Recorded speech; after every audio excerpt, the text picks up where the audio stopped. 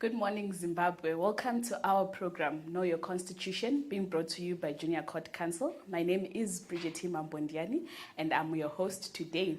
I am being joined by a fellow counsel. Please introduce yourself. Hello, everyone. My name is Ropafadzo Gatsande, Grace Wilbur University student. Thank you, Ropafadzo, and welcome. So today we are going to be looking at freedom from slavery and servitude.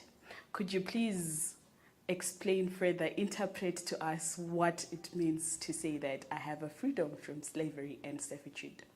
Okay, so Section 54 of the Zimbabwean Constitution stipulates that every Zimbabwean has the freedom from slavery and servitude.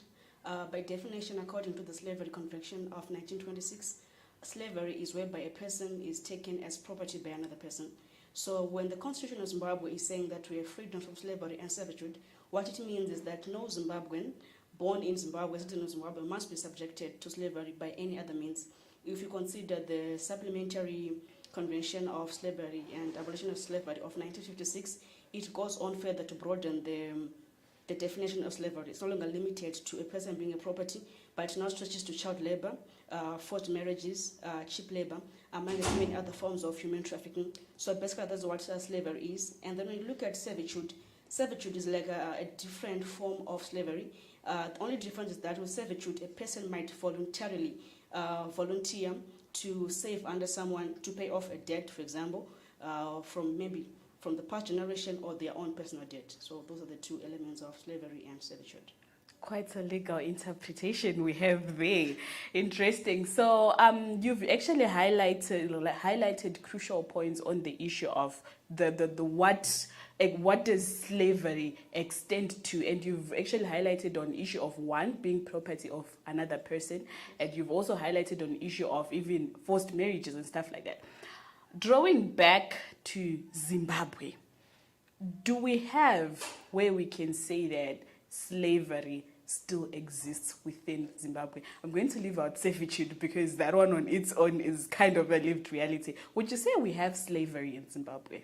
Yes, in Zimbabwe, the average Zimbabwean is actually a slave. Okay. Because when we speak of slavery, the average mind would think that we're talking about black people on a boat being shipped to the Caribbean islands or to Northern and Southern America.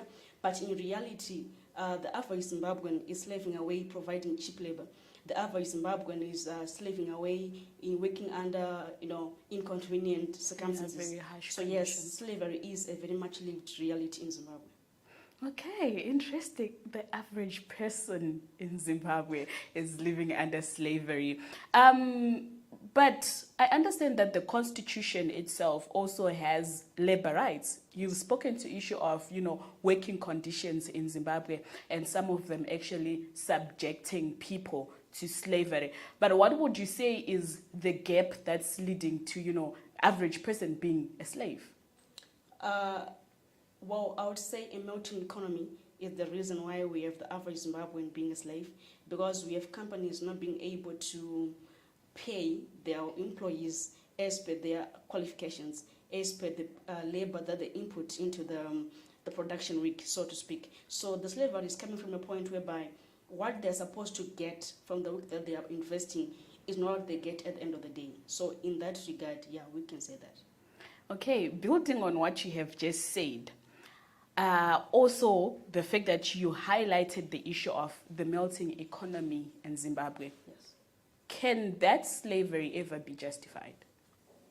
It can never be justified, because if we look at the idea of human rights, we have what we call third generation rights, which are economical, in terms of societies and groups of people.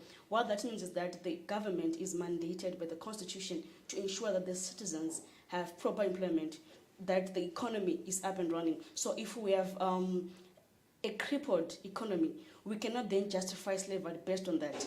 It's actually a fault on the government's part for failing to actually provide an economy that sustains the average Zimbabwean so that they don't become slaves to their employers rather.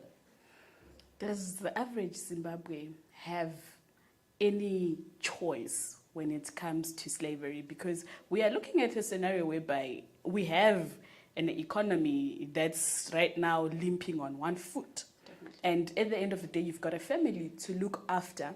And that same person whom you are expecting to give you a salary that is adequate also has a lot on their shoulders. What would be your comment on that? Well, unfortunately, between a limping economy and a failing government, the Zimbabwean, or the average Zimbabwean, as you are putting it, is an unfortunate victim of circumstances. They do not have a choice but to continue going to work despite being slaves, because after everything is said and done, at the end of the day, they still need food on the table. They still need to survive in that very economy. So they do not have a choice. They have to continue despite the prevailing conditions. Okay, interesting. Now moving on to the topic of servitude, so that we later on join the two. Servitude, I understand from your interpretation that at times it is one making a choice, that I'm actually submitting myself to say I'm going to be under this person. Did I get that correct? Yes, you did. Okay, so you highlighted that servitude is an example of slavery. Could then servitude itself be justified? Because, I mean, this is a choice you are making after all. Well, we do have the freedom of free will. Every person is an autonomous person. Yes. So if somebody has, for whatever reason, voluntarily bonded themselves to someone to pay off a debt, was under servitude is to pay off a debt. I do not think then that we now have to intervene, that kind of a thing, because it's a voluntary voluntary decision, unless otherwise it's forced. But if it's voluntary, I think then, yeah, it can be justified. But don't you think the law itself is not clear?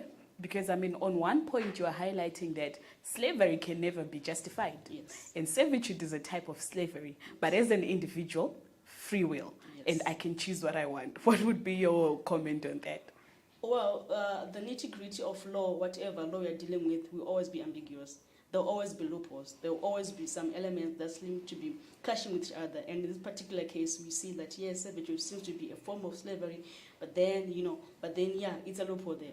Yeah, it's a loophole. And, you've brought out an interesting fact to say that when it comes to law, the one who's able to interpret best and the one who's able to make people understand best is what people normally move with. Yes. You also highlighted in your interpretation the issue of, forced marriages being a form of slavery.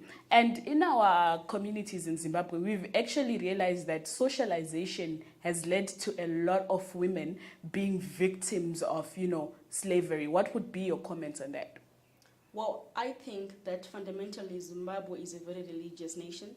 And if we're going to look at the idea of forced marriages, it's mainly prevalent amongst the apostolic sect, where we see young children being forced to marry men older than them, where we see women being forced to be in polygamous marriages.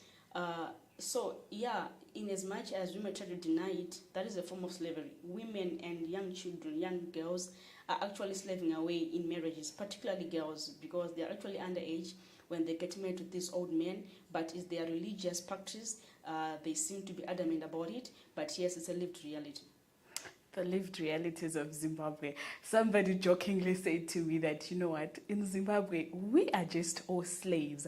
And I mean, that's just subject to the conditions, to Yes. the economy that we are living in. Still on the issue of slavery, what would you say could be perhaps done? And I understand that's going to be a very difficult one, considering that everything is drawing back to our crippling economy. Yes. But is there anything we can do as citizens of Zimbabwe? I understand there's a lot the government can do right now, Yes. but as an individual, as a citizen, as a Zimbabwean. Well, it seems pretty ambitious to weigh the Zimbabwean with, but I think, yes, as communities, we might actually try to alleviate this form of slavery from ourselves. We see, for example, students going on attachments. They don't get paid, yet they have to travel to and from work. They have to have lunch. They have to pay for their school fees after the attachment. I think as communities, we might be innovative enough to maybe start up businesses or community programs that can actually help students attach there where they at least get something. if not a salary, but maybe transport fare, if not maybe reimbursement, but maybe something that did not become a burden on their parents. Yes, it's a stretch because it seems pretty much unfeasible. But yeah, that is something that as Zimbabweans we can do to help each other out. You have actually brought out another very crucial thing to the young person. The issue of slavery on attachments.